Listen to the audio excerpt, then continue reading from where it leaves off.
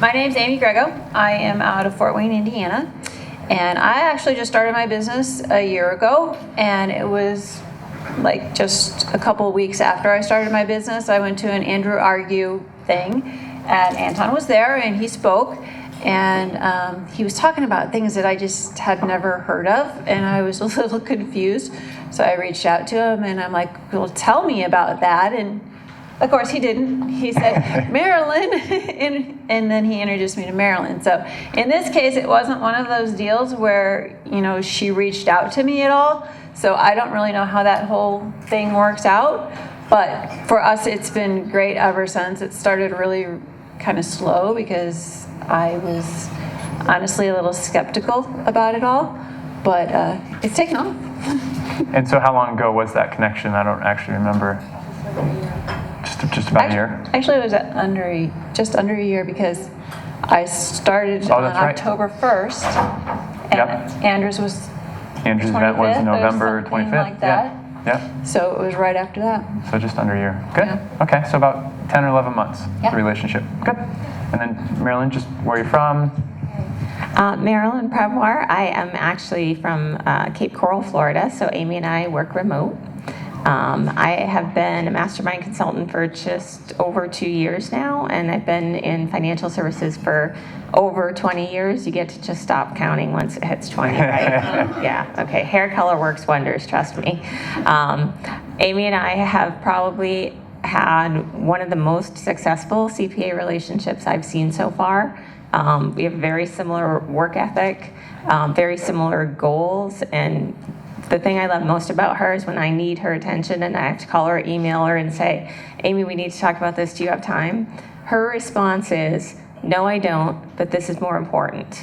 And for me to hear that from a CPA is like, the heavens opening up, right? Isn't that one of our biggest challenges? And she's got her eye on the prize. And it was a slow start because she had so much going on with opening her own firm after. How long were you at your previous firm? 18 years at her previous firm. She's blessed enough that a lot of her clients came with her, and that's worked out. But she has her eye on the prize, and that motivates me, and I am bound and determined that we're going to knock it out of the park. Absolutely. Love it. Very good. Go ahead and pass it down. So Rob Holman from Chandler, Arizona, and I'm the picked on Yankee fan, apparently. Don't sit in the front. Ron and I, I'm the advisor. Ron and I met about a year ago. In fact, we kind of got to know each other on the car ride over here from Phoenix, so that was kind of interesting, but it's been a really successful run. I mean, we've had a really, really successful year that we've been working together, and he's just really smart. He's one. I've on and off worked with CPAs in my career of 30 plus years. I stopped counting at 30. But anyway, I've on and off worked with CPAs in my career. He's by far the most talented, really has a lot of experience with CFO type of work, which he'd probably tell you about that. But it's just been a really good relationship, and glad to be here for a second time. And how did you meet? So that's an interesting story. So I think the last guy was disparaging golf courses. So I'm kidding. I was actually in the parking lot of the office complex where I worked. I had the trunk open. I was messing with my golf clubs. Some older gentleman comes by. We start talking about golf. We become fast friends. We're still really good friends today. Tells me he's got a referral group he'd like me to go to, which I had never been to one. So I went with him. Very nice people, but said to him afterwards, I don't really see where this would fit for what I'm trying to do. So we decided to start our own. And he said, I'm going to invite a guy that does CFO work. So I didn't even realize Ron was a CPA. So I knew him for about 20 minutes when I suggested that we come to the Tax Planning Academy last year, which is the first one that I had gone to. So literally, we kind of got to know each other on the car ride over. Wow, interesting. And it's been really good. On the car ride here last year? Yes. Last year on the car ride over? That's before we jumped in the car.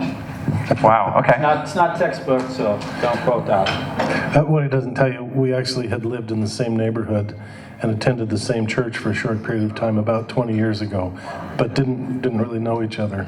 But I'm Ron Elwood. I am in Florence, Arizona. which if those of you who know Arizona, that's where all of the prisons are. Federal prison, state prisons, county jail is in Florence, and no, I'm not on a day release. It's just a really nice community outside of Phoenix. But we decided to come last year here. Really had a great time. We started the beginnings of a partnership.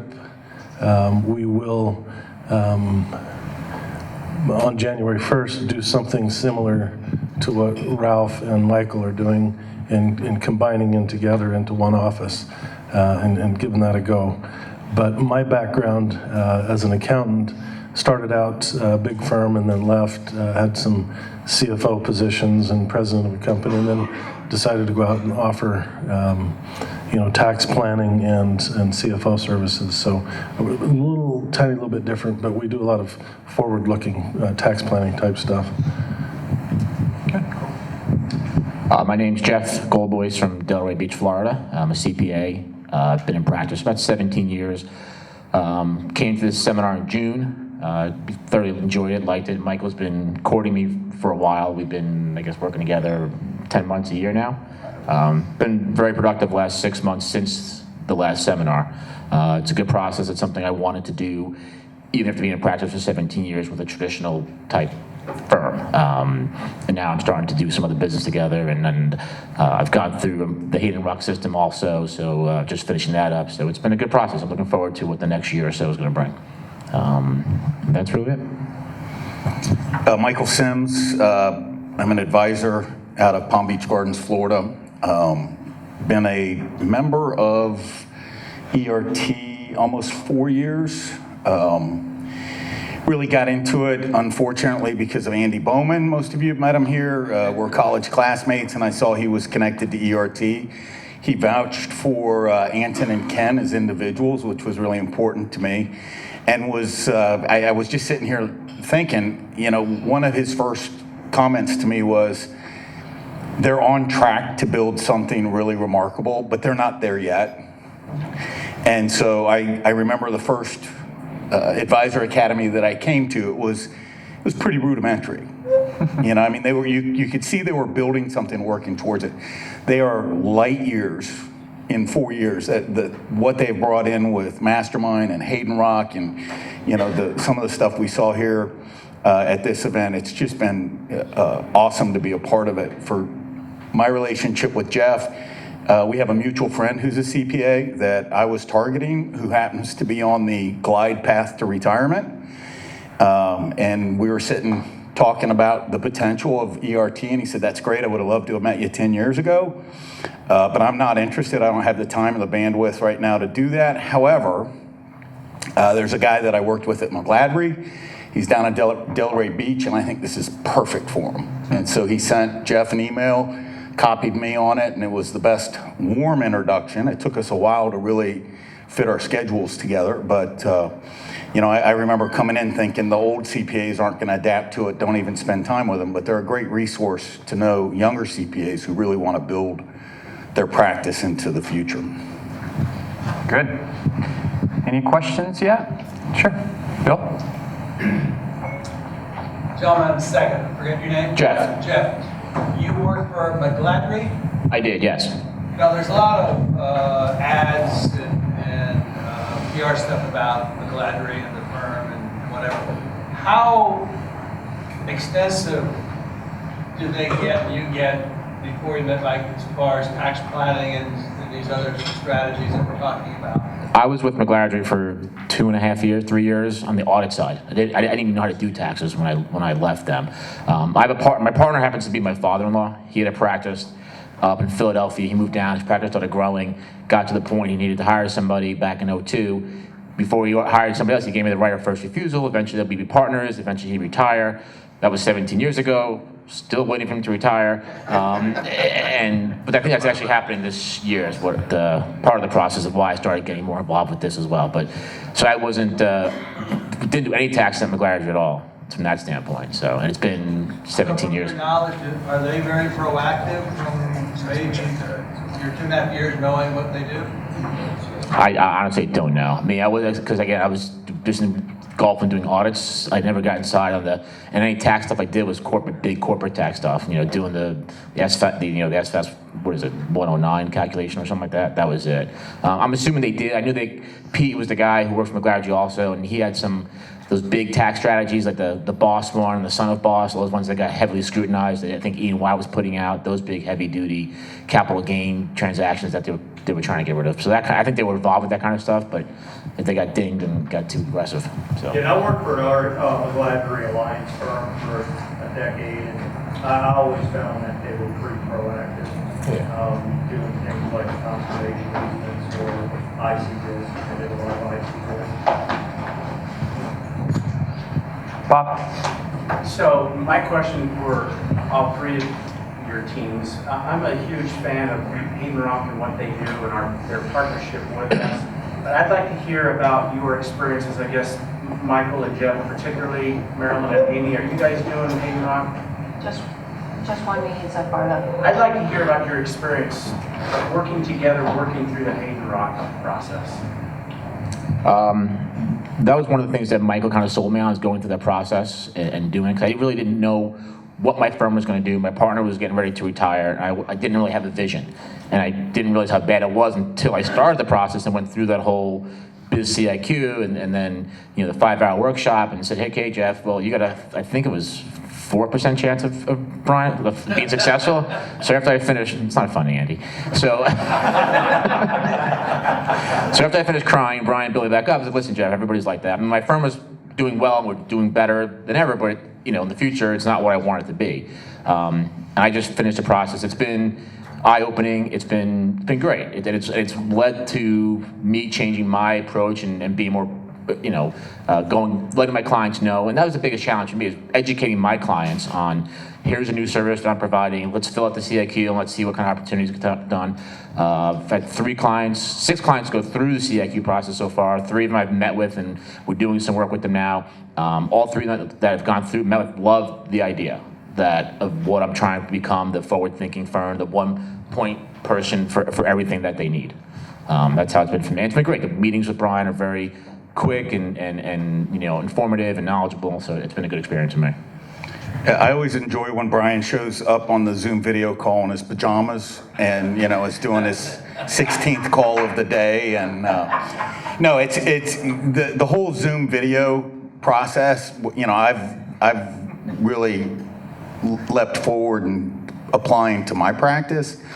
Sometimes because I'm about 30 minutes north of Jeff's office, sometimes, I'll Zoom him and we'll just do a conference together using the Zoom video. It's been helpful. But one of the things that Jeff said when we first started talking was that he had the vision. He wanted to be a business advisor. And using the tools that Hayden Rock has, the vision, plan, desire, analysis, and that's a great structure to replicate with clients from the standpoint of business consulting and advising. And that's what resources we have to go forward with. So for us, it's been a few layers deep of really arming us to move forward. I brought a friend and a client to Jeff. He brought a couple of his clients to the table, and all of them said, this is what I want. I want to sit at one table. We're talking to a couple of business attorneys. We're trying to build a little resource team locally, but they said, I want to sit at one table. I want to have everybody working together so I can go back to do what I do. And that's really the power of it. I'll just make a quick comment. We're about, 3 or 4 months into the Hayden Rock thing. It's been very good for me to reevaluate how I'm doing things and to sort of adjust. I'd become a little bit complacent in client acquisition and client service. I do pretty good, but it's caused me to go back to clients now that I hadn't really thought of and start this CIQ process and really come up with some ideas for them. So it's been very valuable. So one of the things I like, Ian's our coach. I think we started off with Brian, went through that initial process, but Ian's our coach now. But there's 2 things I really like. One is the accountability. So every time we have a session, we're given essentially homework. And so we're held accountable to that. And we know we have to have that done. because he asks us about it straight away on the first call. And there's a system with the CIQ process, which then leads to, in that discovery process, and he's really taught Ron how to go through that. Just send, even though these might be people that send the email first, set that up, go through that with them, help them fill that out together, get their credentials before that meeting. It's actually a really, really good process. And then you're really just following that process. When the CIQ comes back and you can see the various areas that you could work on and prioritize those, it becomes completely different than a sales processes I've been involved in over the years as an advisor, because really now you're just working a problem. Here's the things that you said were important to you. Let's get a hold of the specialist. Let's go down the list and just work the problem. And it really, I really like it, and it will keep you on track. CPA kind of get into that world, I think, of being able to get into that. I don't want to call it a sales process, but to get into that process to solve their problems and to start, executing those strategies that are going to help them. Although Amy and I have just started her Ask process together, I actually went through a process prior to that where I was walking her through it. I was teaching her MAP. We were using my CIQ site with her clients, started getting her into the habit of the minute you identify a client, get me their email. And in that process, we developed the habit, which we're now going to make the law of the land. We do the CIQs together live with the client. And for me, observing Amy in those conversations is just tremendous, because she is as good as, if not better, than most of the advisors at having an open dialogue with the client and really asking the right next question and drilling down. So the two of us together really become just a powerhouse. And showing her those tools and those resources really built up her confidence, which built up my confidence that it was time, to bring her to the table and get her in to ask. And I'll just repeat after you, the process. Every time something comes up, every time we encounter something new, Amy will be like, well, how are we going to do that? How are we going to do that? We're going to follow the process. And now that she's done that with 4 or 5 clients, I don't want to overspeak, but I think you're much more confident now that we have those resources. Oh, gosh. Yeah, and I mean, I've been through the Ask process with 2 other CPAs, and the process itself is tremendous. I'll also share that it kind of weeds people out too, because those CPAs aren't up here. Now the Ask process is the coaching your part. coaching, yes. We have a bunch of acronyms on our end. We should have, sorry. Okay, so I'm still learning, obviously. So a couple of things about the CIQs and the meetings with the clients. For me, it felt horribly awkward, and I didn't practice ahead of time the way that I should have. So that's kind of my thing. But once I went through a little bit of it, and I kind of went off track, and that's why Marilyn says I ask good questions, because it's like it was a little bit too uncomfortable for me reading off the screen. So I'm getting better, and my last ones have been better. But then as far as the coaching, that was a little embarrassing for me. So I'm thinking that I'm going to start to understand my clients a little bit better when they go into that. And the reason is that I kind of had this idea that, well, I should have all these answers. I should be able to, put out my mission statement and my vision statement, and I should be able to do all of that right away. And obviously, I couldn't. And I can see that from my clients too. So I think it's given me a little bit more of a comfort level with understanding, where they are, where I am, and, just kind of understanding a little bit and seeing how valuable all of this stuff that we're doing is, because I was kind of pushing it off a little bit. I didn't really want to do it, and Marilyn's like, you're going to do it, you're going to do it. And so I did it. So, that's kind of a good transition just into a question, and I actually don't know the answer to this, but I'd be curious to hear from everybody what's come so far over the last 6 to 10 months in terms of what you've been discussing with clients, specific kind of cases or opportunities that you're working on? What has the client feedback been initially? Can you speak towards that? I would say justice to his person. Okay. All right. So I do have a client that was actually one of the first ones that came to mind. And I'm like, no, we're not going to do this guy. Marilyn, you don't want to talk to him. He's just all over the board. He's just not the right guy. So I kept putting it off, and finally I went to another seminar, and his actuary on his DB plan was actually there. And they started talking about life insurance within the cash balance plan. And I said, what? What are you talking about? And he's like, well, yeah, you could do this and this and this. And I said, well, why didn't you explain that to my client? Like, well, because we didn't think he'd get it. And I'm like, yeah, so. So then I told Marilyn the story, like, we got to talk to him. So we have started talking to him. We've had several meetings with pension advisors, and it's going to be a really good case. And now that he understands that he wasn't really treated all that well, and not only that, but his plan wasn't designed very well. So it was horrible. So in this case, he was giving like $66,000 to his employees, and the new plan that they're proposing, he's giving $17,000 to the employees. And of course, I didn't have a clue. So in a way, I'm a little embarrassed about that too. But how do you know? I didn't know, and neither did he. But now I've got Marilyn and the team, and it's working out great. Yeah, and just a few more details on that case. I think one of the most important things is for the 3 years since this client started that cash balance plan, he's done nothing but to complain to Amy about it. That he hated it, that he was paying too much, that he didn't understand, that he couldn't get answers. He's been miserable about it the whole time and is very concerned about market risk. And to hear that another group didn't give him all of the options for whatever reason, which we can also speculate what the real reason was, and at the end of the day, the fully insured plan makes absolutely the most sense for him, is going to save him a ton of fees, addresses his concerns with being in the market. It's really an opportunity for her to shine.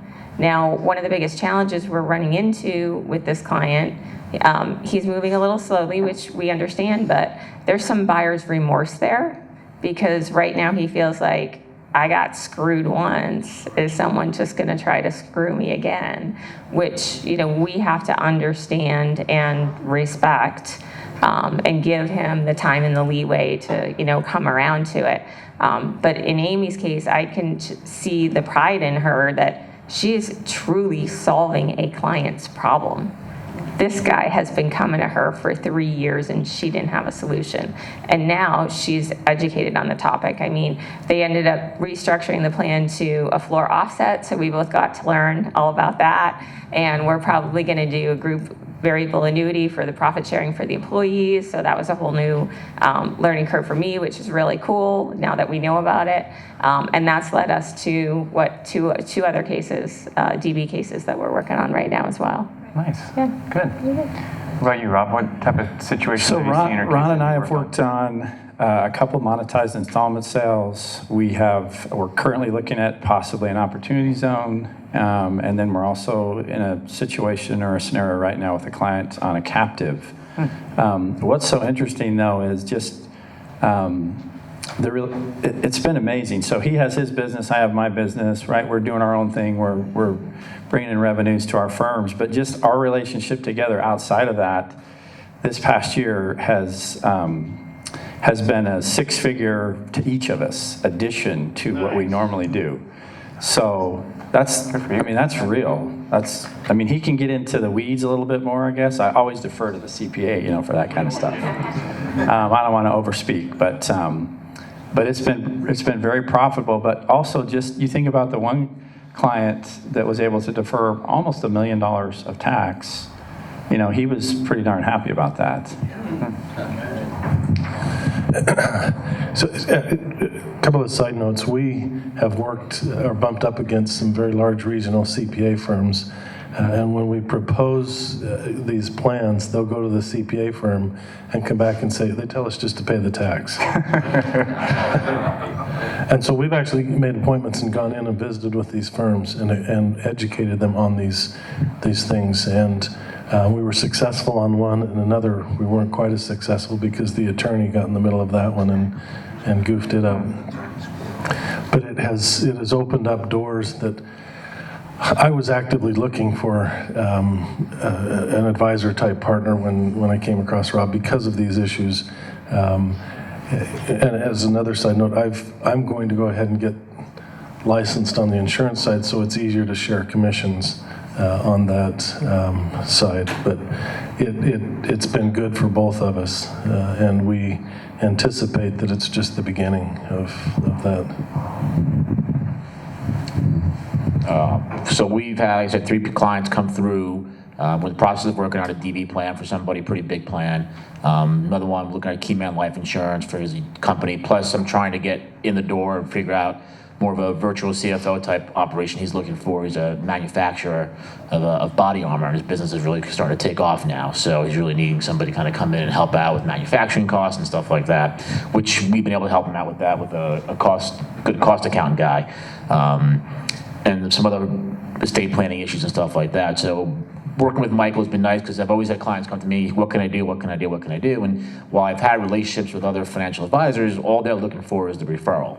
Michael came to me with with a team of people that if I call Michael, he goes, yes, yes, yes. That's all he's saying. We've done evaluations for clients. So it's just having the resources available that are going to bring in more business and eventually more revenue streams for both of us. So it's been a good process so far. I look forward to what it brings. Yeah, you mentioned the manufacturer of body armor who's awaiting a federal contract. He does a lot of sheriff's departments, local soft body armor, but he's bid on a Marine Corps body armor contract that would quintuple his business overnight. And we had the meeting and sat down and talked to him, and one of the first things I said was, can you support that from a manufacturing standpoint? And the answer was no, I'm gonna have to double capacity. I have to get more equipment, this and that. So first thing we did was leverage some of our local business bank contacts to get business bankers in and sit down with him and start the process of qualifying him so that when he gets the contract, he has 90 days to proof his product with the Marine Corps so that it's acceptable for the standards of the contract. Then he needs to start manufacturing. So, we're lining everybody up for him and what he needs. He knows where to get the equipment. He just needs funding. He needs employees. So we're lining all that stuff up, and we should hear within the next 6 to 8 weeks if he's one of the award winners, and then we're going to launch into place. So that's been fun. I've brought a client in who's a dental laboratory doing implants, and he's trying to consolidate several of the small laboratories in the area. So we're having to put together a buyout for his partner, and then, so we're doing a lot of work that's not necessarily revenue stream today, but the opportunity is going to be, Jeff is now his virtual CFO. We're going to get him on a value-based billing process. We're going to do quarterly meetings. So we're building the seeds, as Anton would say. You got to plant the seed, and in the future. And I've tried to be very transparent, I think, with many of the advisors, and it was awesome to see on the Facebook page a couple of advisors who've admitted that they paid and they didn't adhere to the system, the process. And they got lackadaisical, and now they're recommitted to it. I mean, that was me the first year and a half. I was trying to bend ERT into the way I did things. And I made enough to cover my bills with Anton. But I looked at a couple other advisors who started around the same time I did who were having success, and I had to say to myself, what are they doing differently than I'm doing? And they were adhering to the process. And I had been calling on Jeff, and we couldn't really get a start. And then it was like, okay, I'm adhering to the process, and it connected with Jeff. And so that's been to me, that's why I always just try to say, go back to the process, work the process, make it repeatable, get those things in place, because Anton's created something that's, that you can do that. Anton and team, by the way. But Amy, are you and Jeff licensed or in the process of getting licensed in any way, like Ron mentioned? I have my insurance license, yes. You do? Jeff. I have my 215 and my 65. And what about? And one of the My 215 license, I do, yeah. 215s, yeah, life and health. And one of the things that those CPAs who were not here, I shared with the last time when John Cutton was here in June. He had a great example. He said all the CPAs on one side of the room and all the advisors on the other. We all kind of agreed it was like a middle school dance. All the girls on one side, all the boys on the other, and nobody thinking the same thing. And, prior to that, my philosophy on revenue share was, it's going to be 30% of this and 20% of that. I have a partner and with us, and he really made the point of, hey, this is a partnership. And if you're really going to invest and work, a partnership needs to reflect that. And we got home and met like that next Wednesday, and I drew up a revenue sharing agreement that said 50-50. You get to keep all your CPA fees because I'm not a CPA. But everything else, we're going to do 50-50, straight down. If I bring a client in and we do revenue generation, it's still 50-50 because you're that CPA. And what that leads to is, we were sitting here planning. I've got a client who's high net worth, high visibility, retired, sports icon. He's got 4 kids. They all have $25 million term policies in their ILETs. And I've told the estate advisors in the family office that was kind of malpractice by the insurance advisor to put term policies in ILETs. So we're going to go talk to them about, no cost premium finance, $25 million policies. But I'm going to bring Jeff in with me because the head of the family office is a CPA. We're going to do that together and we'll share in the revenue together because we're building our business that way. My question is, you said you're doing this, you've done that, and you guys have done this, worked on that, and you guys work on. Is that all coming through the CIQ? Is that the process you're talking about? You're running the CIQs and you're finding those opportunities from there?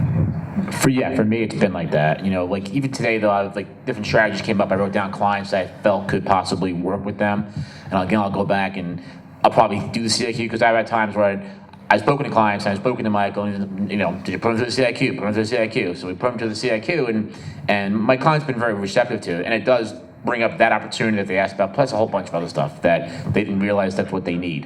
And the CIQ was great because they just flat out ask you, what are you looking for us to do? Yes, no, maybe, yes, and you kind of start with that. So for me, it's been that way. Not every client interaction you're going to have is a CIQ. And so, but the more CIQs you do, the more familiar you get with the things that can come out of that. And you become more attuned to listening to the client when they say something. It triggers, here's an opportunity. So that's been beneficial as you go through these. Whenever you have a client calls, says, I've got this thing going on, you begin to look at it for those opportunities more than maybe you would have before. One of the clients that we worked with Jeff, and then originally getting CPAs accustomed to the CIQ, the pushback is, hey, isn't that going to be embarrassing for me? We're asking them what their income was or their revenue and the tax rate. Shouldn't I know that? And I said, yeah, but ask them because it'll be revealing as to whether or not they know that. And one of the first CIQs we did, the guy wrote down he thought he paid, $150,000 in taxes, and Jeff was like, no, you didn't. You didn't. That we worked for you. I mean, you paid much less. So it was very revealing that he thought, we could get him retuned to what Jeff's services were doing and what we could do moving forward. So yeah, I mean, it's got to be the beginning so you get the big picture. So just, I'm very sold on the CIQ process, but honestly, the first few clients we worked on, we came here to the seminar, and this is kind of how I process this information. When these specialists are up here talking, I'm always thinking, who does that apply to? And so the first few just came off the cuff that way, without even going through the process, which would be better if we would have gone through the process, but we didn't. We were just excited and wanted to get something done, so. I mean, I would say the CIQ is a tremendous tool, especially, moving into the new Mastermind map process and having that resource to demonstrate to the client, how professional everything is. But it's also a combination of that discovery conversation with the client. You can't just look at opportunity report results and say, these are the 3 things. You've got to know your client. You've got to dig a little deeper. One of the cases we're working on, it came out that the client really needs a DAP, and we need to get them on a payroll company, and just a bunch of odds and ends things that would never show up on an opportunity report, but are going to bring this client huge value. And we're just charging a planning fee for our work to help them with that and to solve those issues. So absolutely follow the process, and the opportunity report is a tool, not a Bible. Is the way I look at it. Good way to say it. So what I found about the CIQs was that I kind of thought I knew my clients better than I did. So I'm learning a lot about it. It's opening up a lot more conversations. And now the next thing is, now like I'm hearing the things today and I'm like, okay, that might work for this client, but we got to get the CIQ, because what else is there out there that I'm totally missing? And in the very beginning, it would have been, okay, that's that for them, and it's done. So I've found it very, very valuable. Just wait till the bot gets a hold of it. No, those are really good comments. And obviously part of what we've talked about over the last couple of days is just, it's reiterating the whole goal is to become more proactive and holistic, right? Not just learn strategies and then sell strategies, but learn strategies so we can have conversations, but do the holistic planning. A couple comments they made, just so we don't lose anybody in the room, if you're not familiar. So in the Mastermind, there's a CIQ it's a branded CIQ, so you can brand it to your own logo. Once that gets finished, it goes through what's called MAP, which is a Mastermind Advanced Planning Process. So very similar to the general CIQ. It's just that we do coaching with them kind of each step of the way through that. And that's also the coaching is referred to as ASK. So it's 90 days of free coaching where we're meeting every other week to walk through those steps. Anthony? Yeah, sure. I know that kind of got focused on just the CIQ, but it's the process. The process we should follow is the marketing process with ERT, the first meeting process to vet the accountant we want to work with. You need to kiss a few frogs, but you don't need to marry a frog. Marilyn? No more frogs for me. Yeah, no more frogs. I'm just going to be brutal to you accountants. Your counterparts who aren't in this room, some of are too egotistical, too focused on themselves. They've actually boldfaced lied about their book of business, or they don't know their book of business, which it's terrible if you don't know who your clients are and what they're worth. I've had a client, the CPA actually honestly, told me his book of business up front, 800 clients, 400 were business, about 50 high net worth people. And we actually went through the spreadsheet to do it. He literally turned white. He did not have that book of business. It wasn't even close to that. So go through the entire process of vetting the CPA, bringing the right CPA that you have a good relationship with, somebody you can have that long-term partnership with. Put them into the process. If you plug in the Mastermind with the map and the ask, get them to go through that process. If you're at the ERT level, learn as much as you can, use everything at the ERT level, and get into the Mastermind probably as soon as you can. But then, once you get past the CIQ, there's a great process in the back end to help build your clientele, build your business process with them, and work for them. It's not just this one CIQ as a process, it's the entire package. Okay, I want to respond for just a second though. So I am hearing a lot of beating up of the CPAs. It's really getting bad. But I want you guys, as advisors, you understand that what you think about, you bring about. So when you're thinking that the CPA that you're going to go see is going to be like this, well, they are. But I wanted you to kind of think about this too. I think it was 2 years ago, Andrew was making $1 million a month, okay?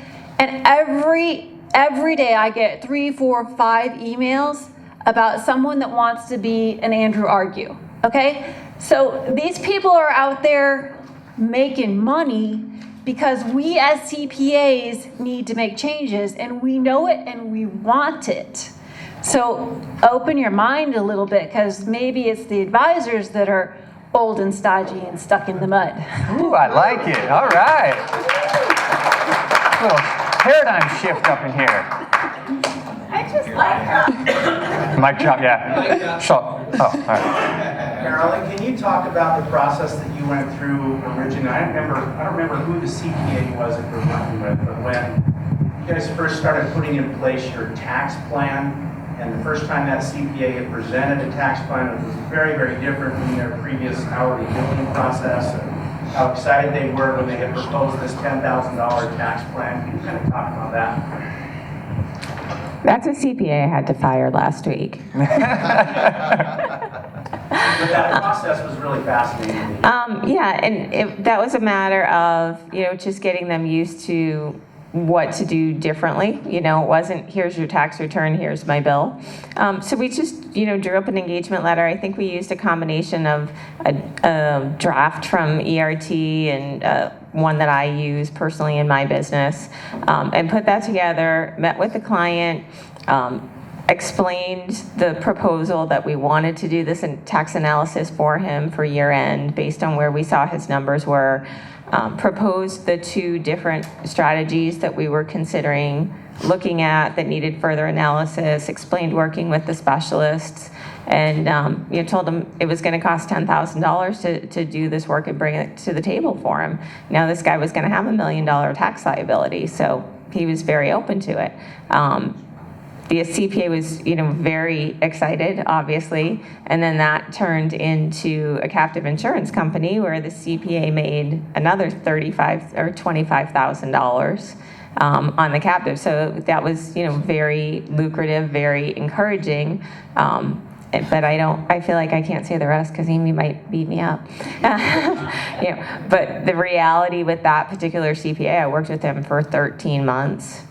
And we never put another deal together because his confidence and motivation were very short-lived, and we just could not get to the next level. And he was so nervous even in having conversations with his clients that it just came through. So that was kind of a one-hit wonder situation, and those things are going to happen. Can you rename him Millie Vanilli? Oh, I have names for him, don't worry. Yes. Got a question on the list? How did the CPA make money on the captive strategy? That was part of the planning fees that you work out between Heritage and the CPA. So it's consulting to put the plan in place?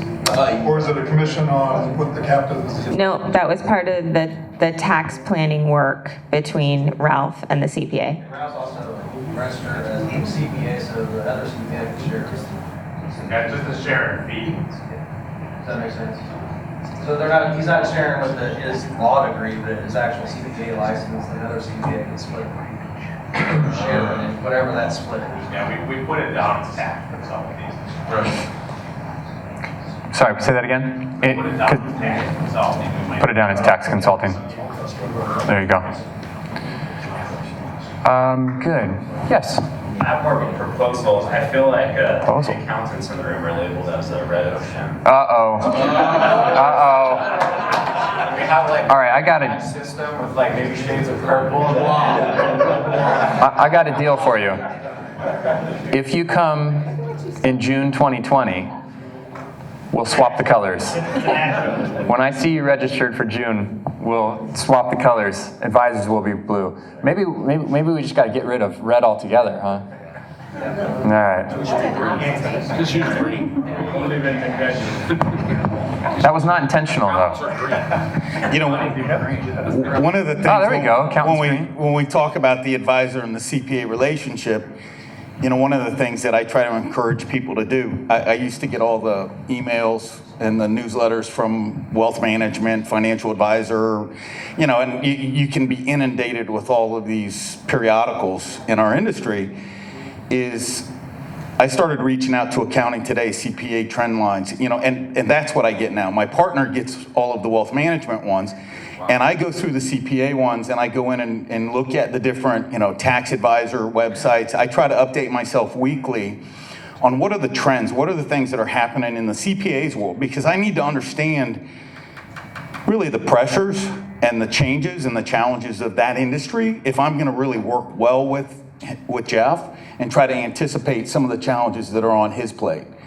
I don't know if any of you have seen it. I get so tired of getting the Dave Ramsey ELP things on Facebook, and I love to go in and read the comments, because it's pretty funny, the comments. But I noticed yesterday, he now has ads for accountants. Mm-hmm. Come join our family. And what could he possibly be bringing him, an accountant? I mean, we know as advisors, it's pay Dave a large fee to get leads. To get to the princess, but, now the ones that I'm working with, they're really referring me to, I don't like to call it referral because you get a referral to go to the dentist or to the principal's office, but I call it transfer of trust. And you're getting that transfer of trust, and I'm getting introduced by someone that is already, working it, is already experiencing the value of it, and I think, things are going to get better, moving forward. Well said. Yeah, I think that's a constant theme, which is just letting go of any attachment of this idea that we're trying to sell either way, that we're trying to force anything, and really focusing more so on the individual and the relationship. And if that works, then the model is here to support it. But those two people, whether it's an accountant or an advisor, that relationship has to be right, with both of those individuals being the right pieces for this puzzle to come together. Yeah, that was a big change. I have, like I said, a relationship with advisors for many years, and they all come in and call. I got to the point where I told new ones, I'm sorry, I already have a relationship with advisors. And Michael, when he first came in, was kind of the same way, or I kind of took it on at the same attitude that, no, he's just an advisor looking for more referrals, and I already have 3 or 4 that I deal with. And I still deal with them. But then I think one day he came in and turned out a different switch, and presented it this way. And that's when I got interested. And it's still a trust process. I mean, in terms of, before I'm going to feel comfortable sending anybody to Michael, I need to know who Michael is. And he did come back, and when he stopped selling me or trying to sell me on a product, or I had this great conservation easement, or I had this great DB plan, we could find somebody. It was more about, hey, Jeff, how can I help you with your firm? And that's what changed my mindset going forward. That's good. So maybe that kind of transitions into a question, which would be, was there any trigger in your relationship, the three of you, where you felt like something changed? Like, was there a precipice? Or has this just been, over the last 10 to 12 months, a gradual relationship building process that's been steadily getting stronger? I mean, for me, like I said, I came in out of the box trying to, and I think it's the insecurity that most salespeople, you want to sell the prettiest, item, and to back away from that and to really trust the process. I spent 1.5 years talking strategies and how working together, and I just stopped talking strategies. And people ask me what I do. I say, I'm a CPA consultant. I call on CPAs, those are my clients. And really trying to perceive and try to explain, I'm the chief of staff. My job is to keep everything on track. Anything I do with a client that we do jointly, he's copied on the emails. He knows what's going on. I'm keeping him in the loop on everything with the clients, whether I brought them to the table or not. But my job is to make sure that, we get down to what's the best strategy and then go out and find the right product to fulfill the strategy. It's not to come in with a strategy. And that, just having to trust that the process was going to help evolve the relationship, kind of turned. Good. What about you guys? The beers the other night. The beer's nice. Yeah, and a couple bottles of wine brought over helped it. Is there any specific experience or time that kind of was a turning point in the relationship? Well, as Rob mentioned, we came last November, and we decided to drive, so we drove. It was about 6 hours to get here, which gave us a great chance to just hash out the is this somebody I can work with? We're in a car and we're driving. So on the way back, we began to plan. And we've met every week, at least weekly since, and sometimes more often. Wow. And we talk about plans. We have a to-do list. This is your responsibility, this is my responsibility. We follow up on it the next time we meet.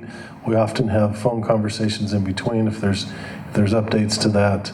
And so that's just, once we were comfortable with each other, we just launched in. That's great. So you're meeting weekly. Are you guys meeting every other week, weekly? Pretty much weekly? And then weekly as well? That's a pretty consistent pattern, by the way, that we've seen. At least every other week, if not weekly, will be a big indication on whether or not that relationship's going to be a win-win and lasting, in 6 months from now. I can't speak for Amy, but I feel there was a catalyst after she saw her first plan put together for one of her clients.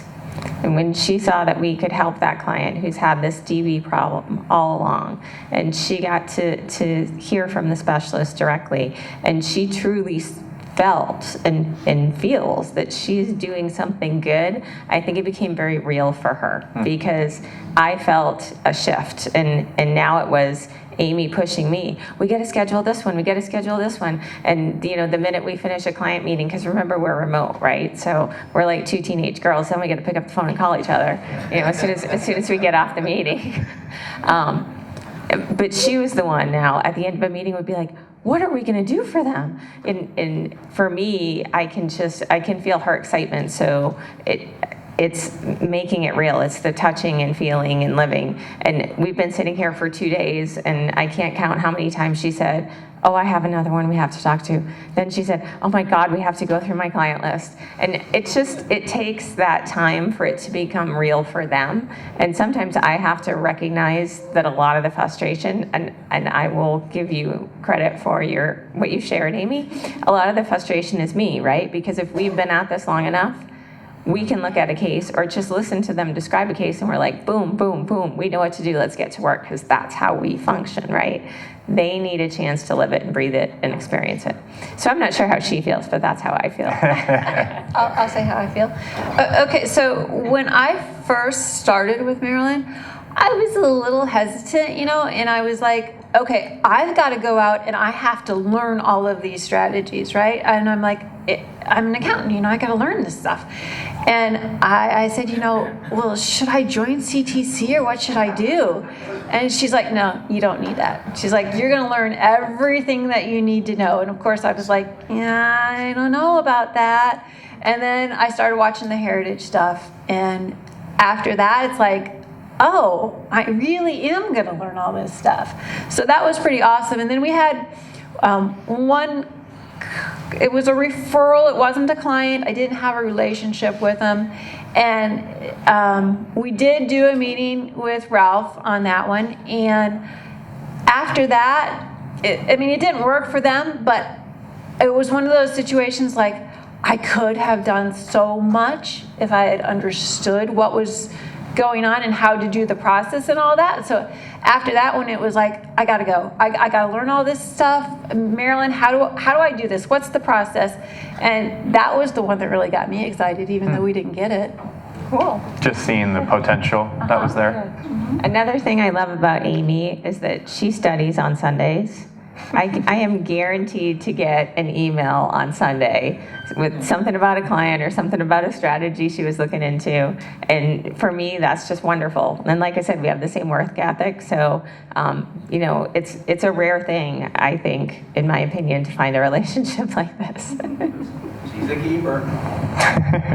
John? I was just going to ask the CPAs, do you feel that working with your ERT advisor has helped differentiate you from your competition?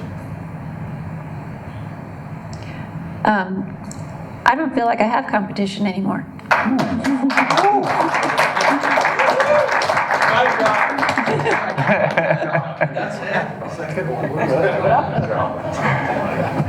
I feel a lot the same way. It just sets us apart. Sorry to offend all my CPA in here. But I now refer to CPAs as see the past.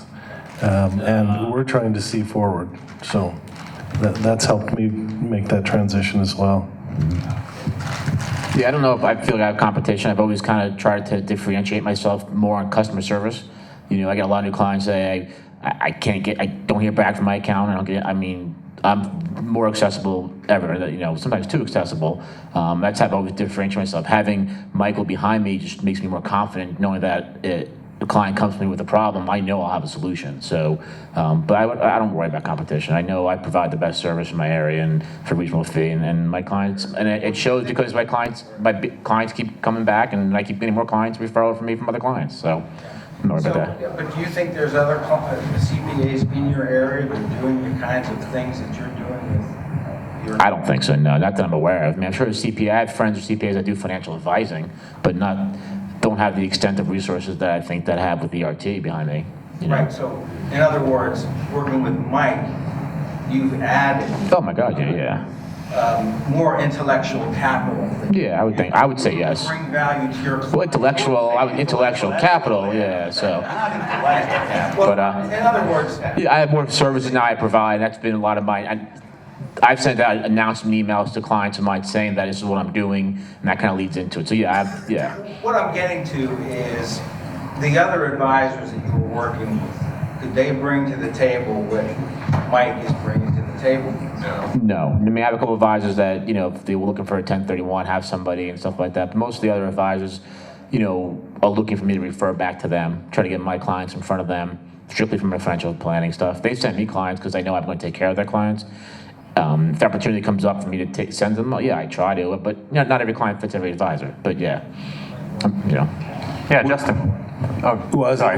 We've seen in South Florida a regional accounting firm out of Texas, Carr, Riggs and Ingram. Some of you might be familiar with them. They've been buying up small regional firms, and their whole value proposition is the partners of Carr, Riggs and Ingram also own a broker-dealer. And they're hiring they tried to recruit my partner and I to be advisors for Carr, Riggs and Ingram. They have a different name for their BD. But, you know, you're going to be an advisor, and the CPA, you know, you're just to sit at the table quietly while the CPA tells the client what to do, and then you fill the paperwork out. And, you know, to me, it was like, I don't really get that. You know, that was about 3 weeks before we found the ERT, and I spoke with Andy. So to me, this is a much better collaborative model for the clients than that. Good. Let's do one or two last ones. Justin, you had a question? What's your response that you got from sending out the letter, the announcement letter, offering your services? So the question is, what is the response that you've gotten from the email or letter announcements? It's been all very positive. People say, oh, it's really great. A couple of clients that are my age that are starting to come into their own, loved it. They like the idea of it. They very say, in my announcement letter, I also said, hey, the next day or two, I'm going to be sending you a link to a CIQ, blah, blah, and it was send it. So it's been very, very positive. They like the idea. So. And nothing but positive. They all appreciate the fact that they now feel like you're looking out for their future. Good answer. I haven't had to do a letter. So the nice thing about the timing for me was that I met Marilyn almost right away. So when I started talking to people that were coming over to me, it was like, well, I'm going to do things different than the firm that I was with, and that's why you left them and you're with me. And now, oh, by the way, now I've got the whole team, and now I understand so much more. So it was all conversation for me. Good. Any last questions? Kent? Well, I'm going to mention what he was bringing up. I think we have to think we were picking on CPAs to a certain extent, but I think the old investment advisors, the life insurance salesmen, all those people used to be separate the same way. In other words, all they would do is look to get a commission and never the team approach toward anything. Yep. Until you got something like American Express that tried to do that. But again, the CPAs were pigeonholed just to prepare the tax returns. Yep. Not necessarily the life financial planning, which was designed to sell life insurance.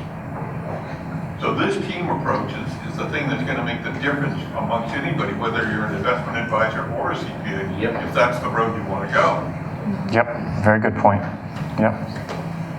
Well, it's the way that clients are expecting relationships, clients are demanding relationships. I mean, it's that whole functionality is demanding this model of delivery of the services. The more, again, I'm reading all the CPA journals and the advocacy to move forward with their practices to being a more holistic advisor to their clients is the first page of everything. But how do you do it? Especially, as a CPA and as advisors, I think I mentioned before, I would say 95% of the advisors in here, if they started with a large firm, they were told, here's your square peg, go pound it into every hole you can find. Convince people this is the best solution, not ask them what their needs are. I spent 25 years in the healthcare world in large and small businesses learning to focus on outcomes, not on what I can sell, to focus on outcomes. And that was my frustration when I first got into the industry, was, nobody wanted to hear about the outcomes. They wanted to know how many contracts did you close yesterday and how much revenue did you bring. See, the additional pieces that I'm putting in, which Heritage may pick up, is on the legal side, because we have a lot of people that have done the corporations, the LLCs, but they're not dotting their I's and crossing the T's. They're not putting the minutes into place. They're not preventing themselves from being, having the corporate entity pierced by some foolish thing. They don't know that they should sign a check as a corporate officer instead of just their name. Okay, very few people know that rule unless you go back and review your business law and find out what's required under the Secretary of State or under the UCC regulations. The first three clients we sat with, we said, so what do you think so far? And they're like, this is awesome to have at the table. So I don't have to. I was talking to a dentist telling him about our new business model, and he said, holy crap, I wish I'd have met you a year ago. I just bought another practice, and I had to deal with 2 CPAs and 2 M&A guys and 2, and he goes, I'm a dentist, I want to drill a mouse. That's what I do. I didn't want to have to manage all of those things, but this model, he can hand that over to the CPA advisor team, and that's our job. Yeah. Thank you. Let's wrap it up if we can with what I'd be curious to hear is just any final thoughts or advice for the members in the room here, whether they're advisors or accountants, kind of as you're reflecting on these 2 days, your experience so far. I don't want to get in trouble again. Everybody needs it. The CPAs here need to hear from you. This has been amazing for me. I just think that when I came into this not knowing any of these strategies, and now I was really, really concerned that when I went out on my own, I'd have no sounding board, I'd have no one to talk to, and now, I've got all of you guys to help me. So I just feel so much more secure now than I ever did before. Very good. To the advisors, follow the process, follow the process, follow the process. And more importantly, find your patients because we need to earn their trust, and we need to help them with a very challenging transition in their world. And when you find the right patients for the right person, you're going to find the right relationship. So I would just say it's a win-win-win because the CPA wins, the advisor wins, and most importantly, the client wins because these strategies are amazing. And like Ron said, some of the biggest accounting firms in Phoenix and Tucson, and we've been in their offices, and their advice is just tell the client to pay the tax. That's great advice. Sorry. Oh, sorry. So, John Cutton said something yesterday that sort of epitomized my journey into this, is that if it's not uncomfortable, you're not growing, you're not getting there. And this is kind of uncomfortable territory for most CPAs. And so getting past that took a little bit of time, but now it's I wish I'd have found this years ago, but it's the benefits are limitless. Yeah, I agree with what Marilyn said and Ron. You just got to trust the process and be patient with, especially with CPAs, because this is new territory for us. We're not the best salesmen, women by definition. That's why we became CPAs.